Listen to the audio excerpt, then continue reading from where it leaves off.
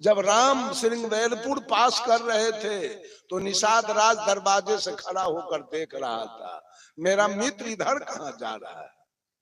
सामने जब राम जी आए तो निषाद राज पैर छू के प्रणाम किया, कहा मित्र इधर कहाँ जा रहे हो।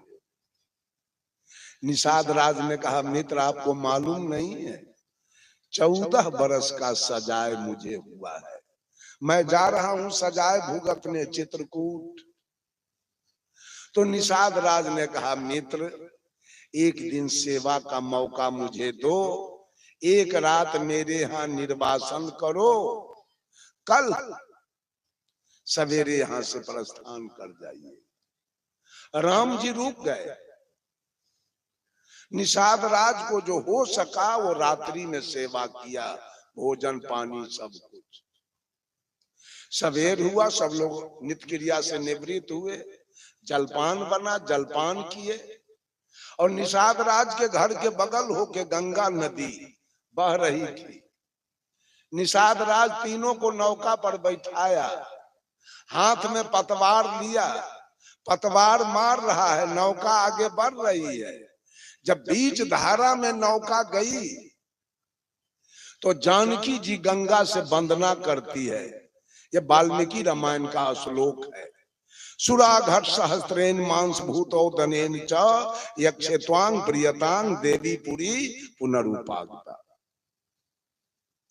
जानकी जी गंगा से कहती है, हे देवी मेरे पति आपको सकुशल पार करके जब चले जाएंगे चित्रकूट और 14 बरस वनवास बिताने के बाद फिर वापसी में सकुशल आपको पार करके अयोध्यापुरी लौट जाएंगे।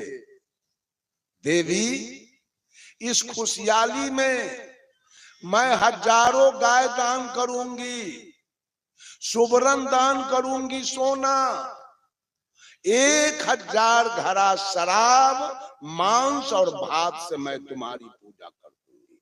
है किसी के पास वाल्मीकि रामायण? कोई रामानंदी नहीं रखेगा वाल्मीकि रामायण, किसी के पास नहीं होगा।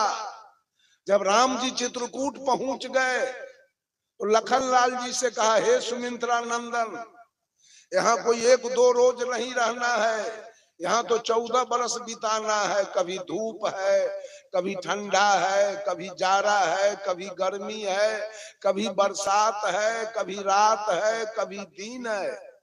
तो खुले आसमान में 14 बरस कैसे रहेंगे। कहा तो